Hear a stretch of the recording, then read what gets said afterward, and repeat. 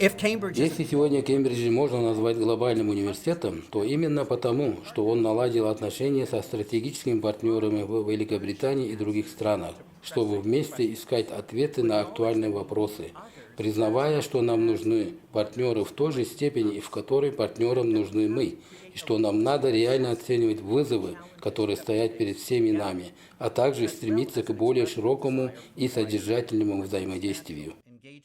УЦА определил для себя амбициозные цели в области преподавания, исследований и гражданского участия. А в будущем его основатели видят его как исследовательский университет. Студенты, выпускники и будущие студенты будут находиться в самом сердце интеллектуального и экономического преобразования региона. Именно поэтому партнерство между стипендиальным фондом и Университетом Центральной Азии имеет для нас особое значение.